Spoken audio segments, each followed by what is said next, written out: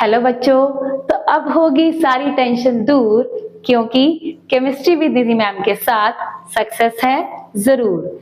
इसीलिए बेटा आज हम लेकर आए हैं कोऑर्डिनेशन कंपाउंड्स चैप्टर का नेक्स्ट पार्ट, जिसमें हम पढ़ेंगे बेटा वैलेंस बॉन्ड थ्योरी। अभी तक हमने बेटा अपने 4 पार्ट्स कर लिए हैं, जिसमें हमने इंट्रोडक्शन देखी, आईयूपीएसी नोमेनक्लेचर देखा, उसके बाद हमने वर्नर्स थ्योरी देखी, फिर हमने आइसोमेरिज्म देखा। अब ये बहुत ही इंपॉर्टेंट और थ्योरेटिकल पार्ट है बेटा, which is valence bond theory. ये थ्योरी बेटा हमें क्या बताती है कि जब कभी भी हमारा कोई लीगेंड किसी सेंट्रल मेटल एटम के पास आता है बॉन्ड बनाने के लिए, तब क्या होता है बेटा कि जो सेंट्रल मेटल एटम होता है उसके जो ऑर्बिटल्स होते हैं वो आपस में मिक्स हो जाते हैं। मिक्सिंग का मतलब हाइब्रिडाइज हो जाते हैं, ठीक है। जितने ऑर्बिटल्स हाइब्रिडाइज होंगे उतने ही नए ऑर्बिटल्स हमारे पास बनेंगे। जब ये हाइब्रिडाइज होते हैं बेटा तो हमारे पास कुछ नए ऑर्बिटल्स बनते हैं, जिनकी एनर्जी हमेशा क्या होती है, सेम होती है, ठीक है, और उनकी शेप भी क्या होगी, सेम होगी।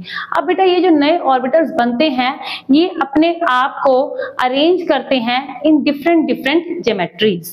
जैसे कि बेटा अगर हम बात करें, अगर मेरा कोऑर्डिनेशन नंबर कितना है, 4 है, ठीक है, कोऑर्डिनेशन नंबर मेरा कितना है, 4 है, यानी कि मेरे सेंट्रल मेटल एटम को 4 बॉन्ड बनाने हैं, यानी कि उसको अपने 4 ऑर्बिटल्स क्या करने पड़ेंगे, खाली करने पड़ेंगे, ठीक है। तो जब भी हमारा कोऑर्डिनेशन नंबर 4 होगा तो बेटा हमारे पास 2 तरीके की हाइब्रिडाइजेशन होती है, या तो sp3 हाइब्रिडाइज होंगे या फिर dsp2 हाइब्रिडाइज होगा।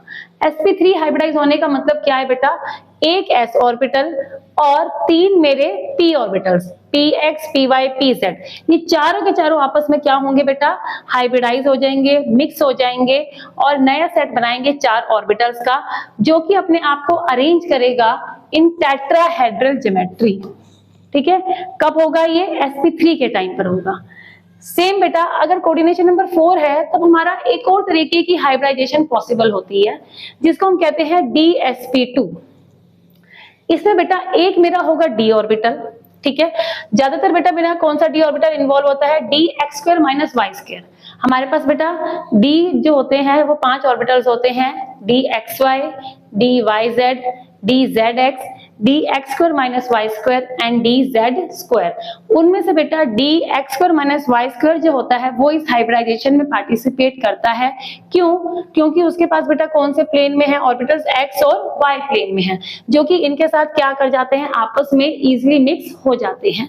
तो dx² - y², एक s ऑर्बिटल, एक px और एक py आपस में बेटा क्या होंगे, हाइब्रिडाइज होंगे, और हमारी जो ज्योमेट्री बनेगी कौन सी बनेगी, स्क्वायर प्लेनर बनेगी, ठीक है। नेक्स्ट बेटा अगर कोऑर्डिनेशन नंबर 5 होगा तब हमारी जो ज्योमेट्री हाइब्रिडाइजेशन होती है वो होती है sp3d, जिसमें एक s ऑर्बिटल, तीनों के तीनों p ऑर्बिटल्स, एंड फिर से बेटा मेरा dx² - y² इन्वॉल्व होता है, और मेरी ज्योमेट्री कौन सी बनती है, ट्राइगोनल बाइपिरामिडल। नेक्स्ट बेटा कोऑर्डिनेशन नंबर अगर 6 होगा तब फिर से हमारे पास बेटा 2 तरीके की हाइब्रिडाइजेशन पॉसिबल होती है। एक होती है sp3d2, एक s ऑर्बिटल, 3 p ऑर्बिटल्स और 2 मेरे बेटा d ऑर्बिटल्स होंगे। d ऑर्बिटल्स कौन कौन से इन्वॉल्व होंगे बेटा, dx² - y² और dz²। ये सारे के सारे आपस में बेटा मिक्स होंगे, 6 ऑर्बिटल्स हैं बेटा, 6 नए ऑर्बिटल्स बनेंगे, और हमारी ज्योमेट्री कौन सी होगी बेटा, ऑक्टाहेड्रल। दूसरी ज्योमेट्री बेटा हो सकती है, दूसरी हमारी हाइब्रिडाइजेशन हो सकती है d2sp3। फिर से बेटा d के हमारे सेम वही ऑर्बिटल्स होंगे, एक s pxy pyz, और फिर से हमारी ज्योमेट्री क्या होगी, ऑक्टाहेड्रल होगी, ठीक है बेटा। यहाँ पे बेटा जो हमारे d ऑर्बिटल्स हैं उनके नाम हर जगह सेम है, पर कौन सा ऑर्बिटल हम लेंगे, जैसे अगर हम बात कर रहे हैं 3D वाली सीरीज में तो हम बेटा 3D के ऑर्बिटल लेंगे या हम 4D के ऑर्बिटल लेंगे, इनमें हमारी वेरिएशन होती है। ये वेरिएशन कैसे होती है, किन कंडीशंस में होती है, वो अभी हम आगे देखेंगे।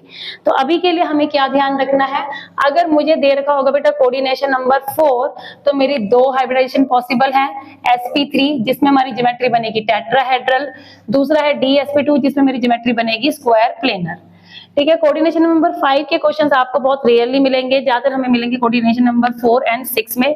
6 में बेटा हमारे पास 2 तरीके की हाइब्रिडाइजेशन पॉसिबल है, sp3d2 एंड d2sp3। दोनों में ही हमारी ज्योमेट्री क्या होगी बेटा, ऑक्टाहेड्रल होगी। तो बेटा वीबीटी के अकॉर्डिंग हमारे पास दो अलग अलग तरीके के कॉम्प्लेक्स बनते हैं, ठीक है। ये सब कुछ करने से पहले हम एक छोटा सा एग्जाम्पल देखते हैं। उस एग्जाम्पल से ही आपको सारे के सारे वीबीटी का जो भी कंसेप्ट है, जो भी हमारी शॉर्ट ट्रिक्स है, सब कुछ अपने आप क्लियर हो जाएगा, शायद मुझे समझाने की जरूरत भी ना पड़े। तो बेटा हम जल्दी से एग्जाम्पल देखते हैं। हमारे पास बेटा दो कॉम्प्लेक्स हैं, एक है CONH3 पॉजिटिव, एक है COF6 नेगेटिव। दोनों में ही बेटा जो मेरा कोबाल्ट है, सेंट्रल मेटल एटम क्या है मेरा, दोनों में ही कोबाल्ट है, ठीक है। दोनों में ही बेटा हमारा कोऑर्डिनेशन नंबर कितना है, 6 है। इसमें भी 6 है और इसमें भी 6 है, ठीक है बच्चे। अब देखो होता क्या है एक्चुअली में, कोबाल्ट का हमारा बेटा एटॉमिक नंबर कितना होता है, 27। तो अगर मैं इसकी कॉन्फ़िगरेशन लिखूंगी क्या होगी बेटा, 3D7 4s2, ठीक है ना। याद है सबको, जो पीछे 7 नंबर होता है वही हम कहाँ पे लगा देते हैं, 3D में लगा देते हैं। यहाँ पे बेटा मेरी सेम ही है, कोबाल्ट ही है, तो इसकी क्या है 3D7 4s2, ठीक है बेटा। अब यहाँ पर बेटा एक बारी देखो कोबाल्ट का यहाँ पे ऑक्सीडेशन नंबर कितना आ रहा है, कैसे निकालते हैं बेटा हम, जिसका निकालना है उसका x, इसका 0। तो यहाँ पे बेटा कोबाल्ट का ऑक्सीडेशन नंबर कितना आ गया है मेरे पास, +3, ठीक है। अब इसकी बेटा कॉन्फ़िगरेशन क्या हो जाएगी, 3 इलेक्ट्रॉन्स निकालने हैं, 2 निकलेंगे यहाँ से, 1 निकलेगा यहाँ से, क्या बन गया मेरा 3D6 4s0। इसको बेटा अगर मुझे रिप्रेजेंट करना हो तो मैं कैसे कर सकती हूँ, 5 ऑर्बिटल हमारे बेटा 3D के, एक बनेगा मेरा 4s का, 6 है, 1 2 3 4 5 और फिर एक शेयरिंग, फिर एक हमारा पेयरिंग हो गई, 4s0 है तो ये हमारा 0 हो जाएगा, ठीक है बेटा। अब होता क्या है, जैसे ही बेटा कोबाल्ट के पास NH3 आता है, कोबाल्ट एटम बेचारा घबरा जाता है, डर जाता है। क्यों? क्योंकि NH3 बहुत ही स्ट्रॉन्ग लिगेंड है, ठीक है। अब ये स्ट्रॉन्ग लिगेंड क्या होता है, अभी के लिए आप इतना समझ लो, एक बहुत ही दमदार धड़ाकेदार सा लिगेंड है, जिसको देख के कोबाल्ट के जो इलेक्ट्रॉन्स है थर-थर कांपने लग जाते हैं। और क्या होता है बेटा, इन इलेक्ट्रॉन्स को इतना डर लगता है कि ये आपस में पेयर हो जाते हैं, ठीक है। क्यों हो रहे हैं, क्योंकि NH3 हमारा क्या है बेटा, स्ट्रॉन्ग लिगेंड है। तो क्या होगा बेटा कि ये इलेक्ट्रॉन बेचारे घबरा गए, इन्होंने कहा भाई अब हम अकेले तो नहीं रह सकते, क्योंकि NH3 क्या है हमारा स्ट्रॉन्ग लिगेंड है। तो ये फटाफट से क्या हो गए बेटा, पेयर हो गए पेयर। अब क्या हुआ बेटा मेरा, ये 2 ऑर्बिटल खाली हो गए, 4s मेरा ऑलरेडी खाली था, 4s के बाद क्या आएगा बेटा मेरा 4p, ठीक है। ये सारे के सारे अभी हमारे खाली ऑर्बिटल चल रहे हैं, तो 4p भी मेरा बेटा क्या है, अभी खाली है। तो कौन कौन से ऑर्बिटल्स मुझे खाली मिल गए हैं, D2s और P3। तो कौन सी हाइब्रिडाइजेशन होगी बेटा इसमें, D2sp3 हाइब्रिडाइजेशन हो जाएगी, ठीक है। यानी कि बेटा ये जो हमारे 6 ऑर्बिटल्स हैं, ये अब आपस में क्या होंगे, कंबाइन होंगे, ठीक है। ये आपस में कंबाइन होंगे और क्या बन जाएंगे, D2sp3 हाइब्रिडाइज्ड ऑर्बिटल्स। खाली ऑर्बिटल मिल गए हमें। अब NH3 क्या करेगा, हर एक NH3 के पास अपने 2 लोन पेयर्स हैं, वो क्या करेगा, इन सब में अपने अपने लोन पेयर भर देगा और इनकी क्या हो जाएगी, बॉन्डिंग हो जाएगी। ये समझ में आया सबको, किस तरीके से हमारी D2sp3 हाइब्रिडाइजेशन हो गई है यहाँ पर। अब आते हैं बेटा इस वाले कॉम्प्लेक्स के ऊपर। अब भाई अब यहाँ पर भी कोऑर्डिनेशन नंबर है 6, कोबाल्ट का बेटा ऑक्सीडेशन नंबर कितना है, यहाँ पे भी +3, कॉन्फ़िगरेशन क्या हो जाएगी 3D6 4s0। रिप्रेजेंटेशन कैसे करेंगे बेटा, हम 1 2 3 4 5, ये सेम बेटा फिर से 1 2 3 4 5 और एक हो गई पेयरिंग, 4s हमारा खाली है। अब बेटा क्या होता है, जब कोबाल्ट के पास फ्लोरीन एटम आता है, फ्लोरीन हमारा जो लिगेंड है वो आता है, तो कोबाल्ट को फ्लोरीन से कोई फर्क नहीं पड़ता, वो कहता है आज अभी आ जा, मैं नहीं डरा तेरे से, मैं जैसा हूं मैं तो वैसे का वैसे ही रहूंगा, ठीक है। बेचारा फ्लोरीन आया, उसको कोई फर्क नहीं पड़ा। तो क्या होगा बेटा, जो मेरे ये इलेक्ट्रॉन्स हैं ये ऐसे के ऐसे ढीठ बन के खड़े हैं, तू आ, तूने जो करना है बॉन्ड बनाना है बना, मैं अपनी जगह से अपने इलेक्ट्रॉन्स नहीं हटाऊंगा। तो ये इलेक्ट्रॉन्स हमारे यहाँ के यहीं पड़े हुए हैं। तो अब फ्लोरीन को बेचारे को क्या ऑर्बिटल खाली मिला, हमारा सिर्फ 4s, आगे क्या मिलेगा बेटा मेरा 4p, और उसके बाद भी क्या होता है बेटा मेरा 4d, this is for S, this is for P and this is for D। तो अब ये कौन सी हाइब्रिडेशन करेगा? sp3d2 हाइब्रिडाइजेशन अब ये करेगा। कौन सी करेगा बेटा? ये sp3d2 हाइब्रिडाइजेशन। तो जब इसने ये हाइब्रिडाइजेशन करी, क्या होगा? इसके पास 6 नए ऑर्बिटल्स बनेंगे। अब फ्लोरीन अपने क्या करेगा? जो दो इसके पास जो इसके पास बेटा लोन पेयर्स हैं वो ये दे देगा और हमारा कोऑर्डिनेट बॉन्ड बन जाएगा। ठीक है, ये समझ में आया आपको? तो बेटा यानी कि हमारा फर्क किसका पड़ा था? लीगेंड का फर्क पड़ा था। अगर मेरे पास स्ट्रॉन्ग लीगेंड था, उसने इलेक्ट्रॉन की पेयरिंग करा दी, उसको देख के इलेक्ट्रॉन्स डर गए, वो अपने आप ही पेयर हो गए। वीक लीगेंड के केस में इलेक्ट्रॉन्स पेयर नहीं हुए हैं। ठीक है, अब हम देखते हैं हमारी वीबीटी के पॉइंट्स। अब अपने आप लोग आंसर बताओगे बेटा, मैं आप कुछ नहीं बताऊंगी आपको। तो बेटा इस टाइप का जो कॉम्प्लेक्स है हमारा, इसमें हमारे क्या हुए बेटा? n-1d जो ऑर्बिटल्स थे वो यूज हुए, है ना। 3d हमारा यूज हुआ है, n-1d ऑर्बिटल यूज हुआ है। तो इसलिए बेटा इस टाइप के ऑर्बिटल को हम कहते हैं इनर ऑर्बिटल कॉम्प्लेक्स। कि मेरे क्या यूज हुए बेटा? अंदर के ऑर्बिटल यूज हुए हैं। इसमें क्या हुआ बेटा? मेरा सारे बाहर वाले ऑर्बिटल यूज हुए हैं, सारे के सारे 4 वाली सीरीज वाले ऑर्बिटल यूज हुए हैं। 3d का कोई यूज नहीं हुआ। तो इसका क्या नाम हो जाएगा बेटा? Outer orbital complex. ठीक है, नाम समझ में आया कैसे बना इनर और आउटर ऑर्बिटल कॉम्प्लेक्स। अब नेक्स्ट बताओ भाई, इसमें क्या हुआ? इलेक्ट्रॉन्स हमारे सारे के सारे क्या हो गए? पेयर हो गए। इलेक्ट्रॉन्स क्या हुए? हमारे सारे के सारे पेयर हो गए। ठीक है, कई बार बेटा सारे पेयर हो जाएंगे, कई बार क्या पता 1 या 2 रह भी जाएं। ठीक है ना, क्योंकि ये हमारा डिपेंड करेगा यहाँ पे हमारी क्या कॉन्फ़िगरेशन बनती है। ठीक है, आप इसके भी एग्जांपल्स अभी मैं आपको दिखाऊंगी। मोस्टली इलेक्ट्रॉन इसमें हमारे क्या होंगे? पेयर होंगे। इसमें क्या होगा बेटा? मेरे इलेक्ट्रॉन्स क्या होंगे? अनपेयर्ड होंगे। तो बेटा जब मेरे इलेक्ट्रॉन्स पेयर होते हैं तब मेरा जो मैग्नेटिक बिहेवियर है कैसा होता है? वो डायामैग्नेटिक। याद है आपको?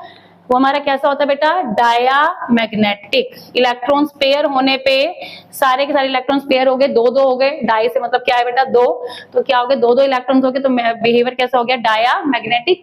या फिर अगर 1 या 2 को इलेक्ट्रॉन हमारे अनपेयर्ड रह भी गए तो क्या होगा? ये वीकली पैरामैग्नेटिक, बहुत ही हल्का सा पैरामैग्नेटिक होगा।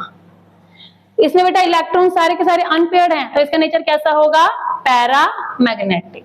इसका तो होगा ही होगा, पैरामैग्नेटिक बोलो या फिर स्ट्रॉन्ग पैरामैग्नेटिक बोलो तो भी हमारा अच्छा एक वर्ड बन जाएगा, स्ट्रॉन्ग पैरामैग्नेटिक। ठीक है, और बेटा देखो यहाँ पे इलेक्ट्रॉन्स पेयर हो गए हैं, तो इसलिए इसको हम बोलते हैं स्पिन पेयर्ड कॉम्प्लेक्स, है ना। सारे के सारे स्पिन कैसे हमारे पेयर्ड है, इलेक्ट्रॉन्स पेयर्ड है, तो इसको हम क्या कहेंगे? Spin paired complex. Don't worry, अभी मैं नेक्स्ट स्लाइड में सारे पॉइंट्स हम दोबारा से लिखेंगे। डोंट वरी, आप लोग मुझे आंसर बताओगे सारे के सारे। इसमें बेटा सारे के सारे इलेक्ट्रॉन फ्री हैं, तो इसको हम क्या कहेंगे? Spin free complex.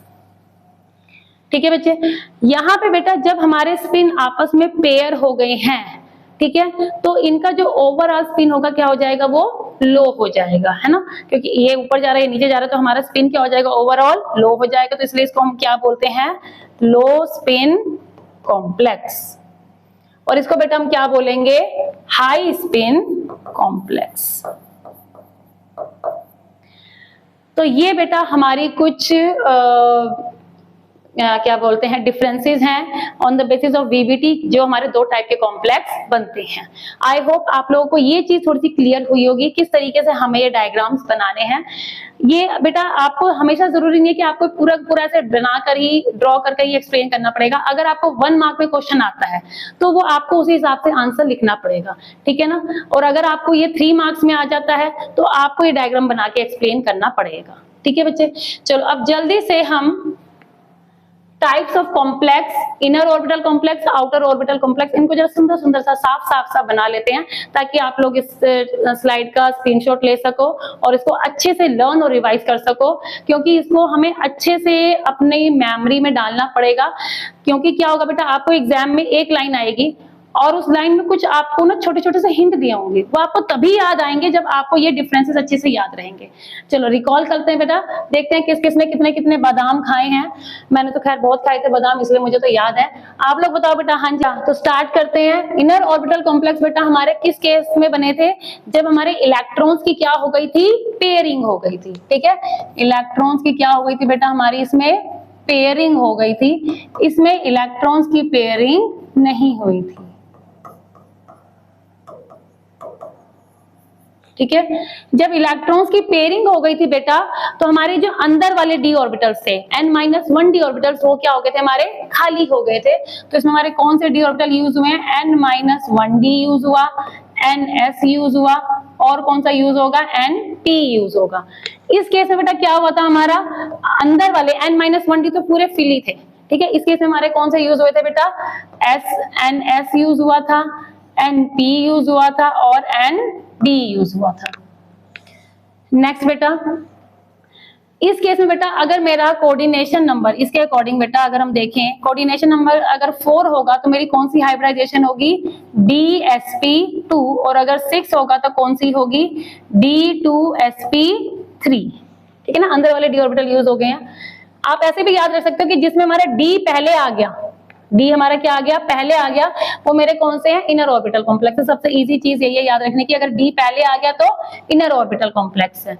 इसमें बेटा मेरी कौन सी होगी? अगर कोऑर्डिनेशन नंबर मेरा 4 है तब मेरी कौन सी हाइब्रिडाइजेशन होगी? sp3, और अगर मेरा कोऑर्डिनेशन नंबर 6 है तब कौन सी होगी मेरी? sp3d2। ठीक है, इसमें डी हमारा बाद में आएगा, इसमें तो जरूरत ही नहीं पड़ेगी, और 6 में हमारा डी बाद में आएगा। नेक्स्ट बेटा, इसका नेचर कैसा होगा? इलेक्ट्रॉन पेयर्ड है तो डायामैग्नेटिक होगा, या फिर वीकली पैरामैग्नेटिक होगा। इसका कैसा होगा बेटा? हमेशा स्ट्रॉन्गली पैरामैग्नेटिक होगा। क्यों? क्योंकि इलेक्ट्रॉन्स क्या है? सारे के सारे हमारे अनपेयर्ड हैं। बेटा इसमें इलेक्ट्रॉन्स पेयर हो गए हैं तो कैसा बनाएगा ये? लो स्पिन या हाई स्पिन? इलेक्ट्रॉन्स पेयर हो गए हैं तो कैसा बनाएगा ये मेरा? लो स्पिन कॉम्प्लेक्स। ये कैसा बनाएगा बेटा? मेरा हाई स्पिन कॉम्प्लेक्स। क्यों? क्योंकि सारे के सारे इलेक्ट्रॉन्स मेरे अनपेयर्ड हैं। ठीक है, इलेक्ट्रॉन्स पेयर्ड हैं तो क्या कहेंगे बेटा? इसको हम स्पिन पेयर कॉम्प्लेक्स। और इसको बेटा हम क्या बोलेंगे? Spin free complex. तो ये पॉइंट्स है बेटा, ये इन्हें पॉइंट्स बोलो या आप इन्हें कुछ शॉर्ट वर्ड्स बोलो, यही वर्ड्स आपको क्वेश्चन में मिलेंगे। इन्हीं की हेल्प से आपको अपने क्वेश्चन को समझना पड़ेगा। ठीक है, जैसे मैं अब आपको एक क्वेश्चन दिखाती हूँ, अब आप उसको खुद समझ के अपने आप उसको सोचना कि आप उसमें क्या करोगे। बेटा इस पर हमें क्वेश्चन किस तरीके से आते हैं, एक बार इसको क्वेश्चन को देखते हैं। FeH2O6+3 is strongly paramagnetic while FeCN6 negative is weakly paramagnetic. Why? अब बेटा हमें इसी क्वेश्चन में से अपने लिए हिंट ढूंढना है। ठीक है, हिंट हम कैसे ढूंढेंगे? हमें वर्ड दिख गया है स्ट्रॉन्गली पैरामैग्नेटिक और वर्ड दिख गया है वीकली पैरामैग्नेटिक। स्ट्रॉन्गली पैरामैग्नेटिक जैसे मुझे दिखा, मेरे दिमाग में क्या आना चाहिए भाई? कि इलेक्ट्रॉन्स कैसे हैं? मेरे अनपेयर्ड हैं। अगर बेटा मेरे इलेक्ट्रॉन्स अनपेयर्ड हैं, यानी कि मेरा कौन सा कॉम्प्लेक्स बन रहा है? मेरा बन रहा है बेटा आउटर ऑर्बिटल कॉम्प्लेक्स। ठीक है, और दूसरी बात क्या हो रही है बेटा यहाँ पर मेरे पास कि मेरा ये लीगेंड कैसा है? वीक लीगेंड है। नेक्स्ट है बेटा मेरे पास वीकली पैरामैग्नेटिक। वीकली पैरामैग्नेटिक का मतलब क्या है बेटा? कि इलेक्ट्रॉन्स जो है मोस्टली मेरे कैसे हैं? पेयर्ड है। मोस्टली इलेक्ट्रॉन्स कैसे हैं बेटा? पेयर्ड हैं। क्यों पेयर्ड हुआ ये? क्योंकि मेरा लीगेंड कैसा था? स्ट्रॉन्ग था। ठीक है, और इसने कौन सा हमारा कॉम्प्लेक्स बनाया? इसने हमारा कॉम्प्लेक्स बनाया बेटा इनर ऑर्बिटल कॉम्प्लेक्स।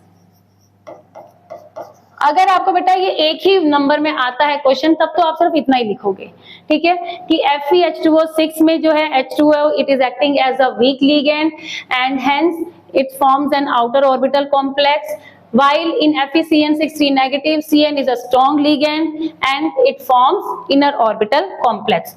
पर अगर ये क्वेश्चन बेटा हमें थोड़े ज्यादा नंबर में आ जाता है तब हम इसको कैसे करेंगे बेटा, फिर से वही यहाँ पे करो अपना FeH2O6 + 3। अब आपने बस इसी चीज को डायग्राम के फॉर्म में एक्सप्लेन करना है, ठीक है। ये डायग्राम थोड़ा सा बेटा 2-3 बारी आपको खुद से प्रैक्टिस करनी पड़ेगी, तब आपके आराम से बन जाएंगे।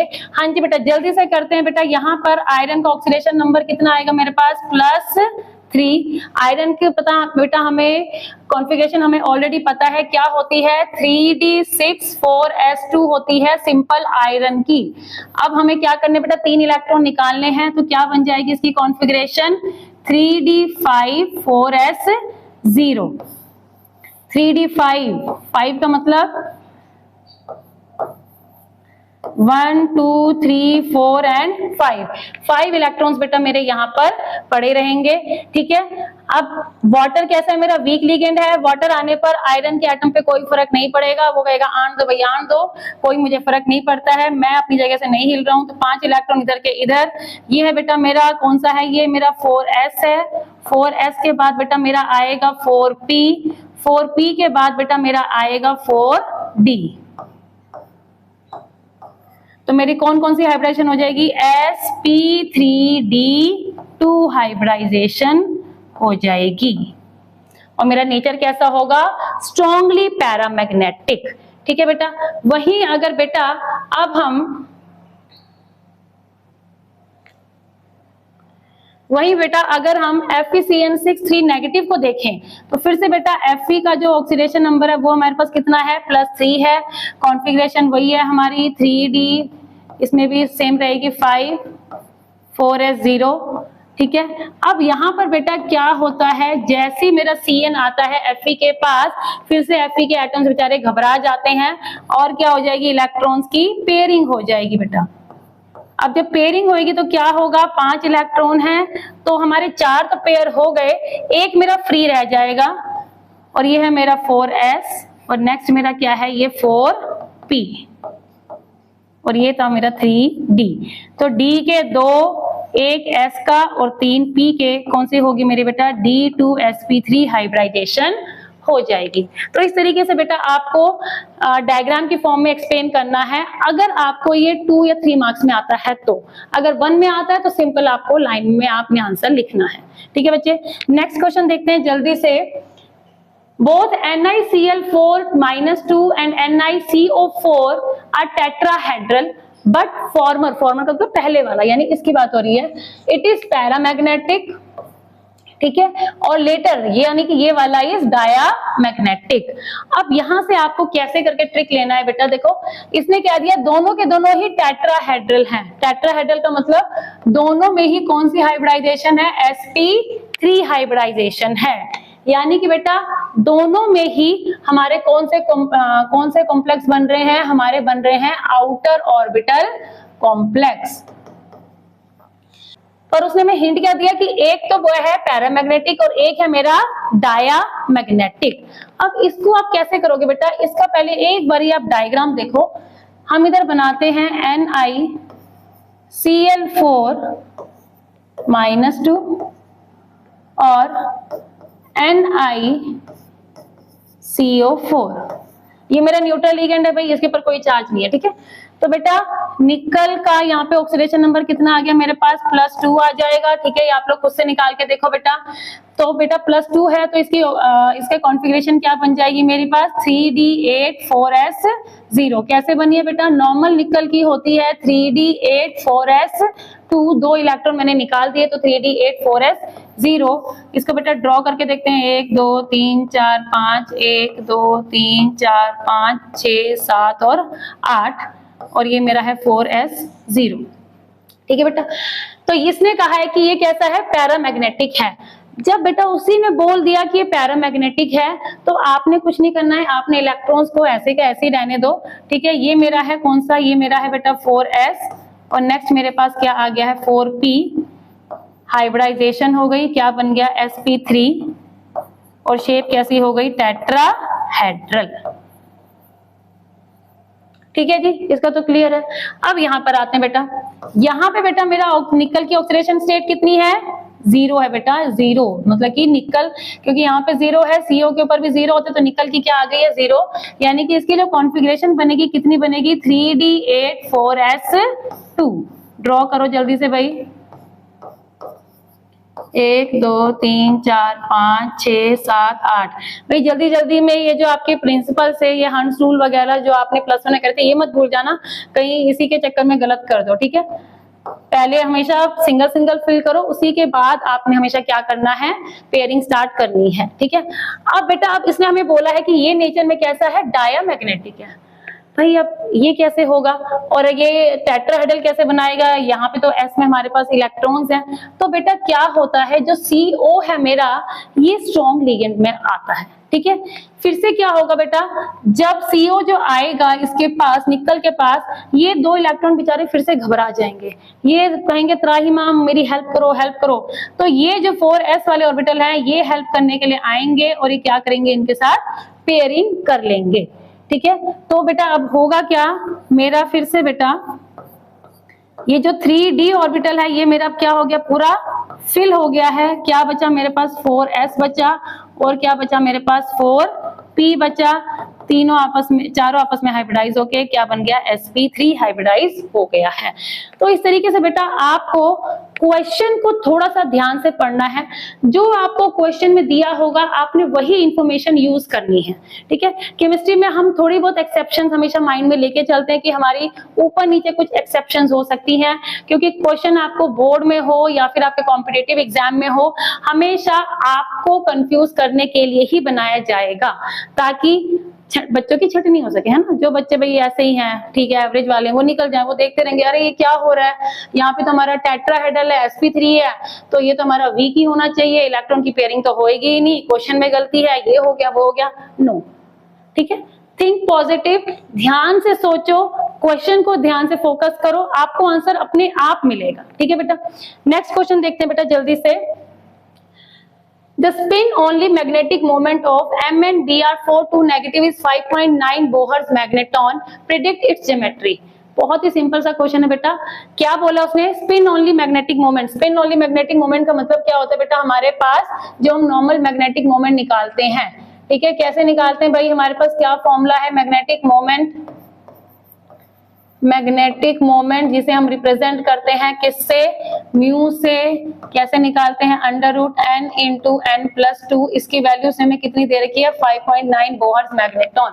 तो बेटा अब हम इसको कैलकुलेट करने में अपना टाइम तो वेस्ट करेंगे नहीं, हमें सिंपल पता होना चाहिए, अगर मेरे पास 1 अनपेयर्ड इलेक्ट्रॉन है, जहाँ पे n क्या है, यहाँ पे बेटा मेरा अनपेयर्ड इलेक्ट्रॉन होता है, अगर बेटा मेरे पास एक अनपेयर्ड इलेक्ट्रॉन है तो मेरे पास वैल्यू होती है 1.73 बोहर्स मैग्नेटॉन की। अगर 2 होगा तो 2 पॉइंट कुछ आएगा, 3 होगा तो 3 पॉइंट कुछ आएगा, 4 होगा तो 4 पॉइंट कुछ आएगा, 5 होगा तो 5 पॉइंट कुछ आएगा, ठीक है। इनके आगे सबके आगे 7 8 9 यही वैल्यूज होती हैं। तो बेटा जैसे मैंने 5.9 बोहर्स मैग्नेटॉन देखा, मेरे दिमाग में आ जाना चाहिए कि इसके पास कितने अनपेयर्ड इलेक्ट्रॉन है, 5 अनपेयर्ड इलेक्ट्रॉन्स हैं, ठीक है। ये जो उसने मुझे वैल्यू दी है, ये किस लिए दी है, ताकि मैं अनपेयर्ड इलेक्ट्रॉन्स फाइंड कर सकूं। तो मुझे पता चल गया मेरे पास 5 अनपेयर्ड इलेक्ट्रॉन्स हैं, 5 अनपेयर्ड इलेक्ट्रॉन्स हैं, यानी कि it is strongly paramagnetic, strongly paramagnetic है। और इसकी बेटा हाइब्रिड कोऑर्डिनेशन नंबर कितना है, 4, तो इसमें हाइब्रिडाइजेशन क्या हो रही होगी, sp3, और Br मेरा क्या हो गया है, वीक लिगेंड हो गया है, ठीक है। जैसे मुझे पता चली ये सारी चीजें कि sp3 हाइब्रिडाइजेशन है, तो ज्योमेट्री मेरे पास कैसी आ जाएगी, टेट्राहेड्रल, ठीक है बेटा। एक बार फिर से समझो इस क्वेश्चन को, उसने मुझे बेटा डायरेक्टली नहीं बताया पैरामैग्नेटिक है, वीक है, स्ट्रॉन्ग है, डाया है, अनपेयर्ड इलेक्ट्रॉन्स है, उसने मुझे बोला मैग्नेटिक मोमेंट 5.9 बोहर मैग्नेटॉन है, ठीक है। तो उसके लिए मुझे पता होना चाहिए कि मैग्नेटिक मोमेंट का फॉर्मूला होता है म्यू = √n × n+2, जहाँ पे n क्या है, n है मेरा नंबर ऑफ अनपेयर्ड इलेक्ट्रॉन्स। तो बेटा अब हम एग्जाम में इसको कैलकुलेट करने में अपना टाइम वेस्ट नहीं करेंगे, ये चीज हमारे दिमाग में यहाँ पे फिट रहनी चाहिए कि अगर 1 अनपेयर्ड इलेक्ट्रॉन होगा तो मैग्नेटिक मोमेंट होता है 1.73, 2 अनपेड इलेक्ट्रॉन होंगे तो 2 पॉइंट कुछ होगा, 3 होगा तो 3 पॉइंट, मतलब जितने अनपेड इलेक्ट्रॉन होंगे हमारा मैग्नेटिक मोमेंट उतनी ही वैल्यू में रेंज में आएगा। ठीक है, तो 5.9 देखते ही पता चल गया मैग्नेट के अनपेड इलेक्ट्रॉन कितने हैं, 5 अनपेड इलेक्ट्रॉन, यानी कि क्या होगा बेटा, ये पैरामैग्नेटिक हो गया, पैरामैग्नेटिक हो गया यानी कि कैसा बन गया, ये आउटर ऑर्बिटल कॉम्प्लेक्स बन गया। तो हमारे पास क्या आ गई, sp3 हाइब्रिडाइजेशन आ गई है। तो इस टाइप के क्वेश्चन से बेटा इस वाले टॉपिक के आप लोग इसमें PYQ सॉल्व करने की कोशिश करो। किसी को कोई प्रॉब्लम आए तो कमेंट सेक्शन पे जरूर लिखो, और अगर समझ में आ रहा है तो भी कमेंट सेक्शन में जरूर जरूर जरूर लिखो। इससे बेटा थोड़ा सा मुझे भी अच्छा लगेगा, और अगर आप लोगों को कोई प्रॉब्लम तो मुझे पता चलेगी कि आप लोगों को कहाँ पे प्रॉब्लम आ रही है। लास्ट बेटा हम देखते हैं लिमिटेशंस ऑफ VBT, कि इस VBT की लिमिटेशंस क्या क्या थी। देखा, ये तो इंसान की आदत है, कोई कितना मर्जी अच्छा कर ले कमी तो निकाल ही देनी है ना, हम आदत से मजबूर होते हैं, क्या करें। चलो आगे देखते हैं बेटा। तो VBT की लिमिटेशंस क्या थी बेटा, कि ये बहुत सारी assumptions पे बेस्ड था, कुछ भी एग्जैक्टली प्रिडिक्टेड नहीं था। ठीक है, अभी आपने देखा ना जैसे हमारा CO वाले केस में ही, कि उसमें टेट्राहेड्रल था पर ऐसा हो गया। तो ये जो हमारी थ्योरी थी बहुत सारी assumptions लेके चल रही थी, सबसे पहले इसका लिमिटेशन तो यही था। ठीक है, और बेटा ये थ्योरी हमें ढंग से वीक और स्ट्रॉन्ग लिगेंड के बीच में डिस्टिंग्विश नहीं कर पा रही थी। नेक्स्ट बेटा, ये हमें काइनेटिक स्टेबिलिटी के बारे में नहीं बता पाई थी कि हमारा जो कंपाउंड है कितना स्टेबल है कितना नहीं है। इसने हमें बेटा एग्जैक्ट मैग्नेटिक मोमेंट के बारे में नहीं बताया कि उसका क्वांटिटेटिव वैल्यू कितनी होगी, स्ट्रॉन्ग था वीक था ये तो बता दिया, बट एग्जैक्ट हमें वैल्यू नहीं बता पाई। तो ये इस टाइप की इसकी कुछ लिमिटेशंस थी। इन लिमिटेशंस की वजह से हमारे पास नेक्स्ट थ्योरी आई थी which was crystal field theory, जिसे हम करेंगे बेटा अपने नेक्स्ट पार्ट में। तब तक के लिए क्वेश्चंस करो, जो प्रॉब्लम है मेरे से डिस्कस करो, और जो बात मैं हमेशा कहती हूँ कि कोई भी रिएक्शन हो या हो कोई इक्वेशन, मिलेगा यहाँ हर प्रॉब्लम का सॉल्यूशन। मिलते हैं अपनी नेक्स्ट वीडियो में आपके लिए एक नए टॉपिक के साथ। तब तक के लिए बेटा बाय बाय, टेक केयर।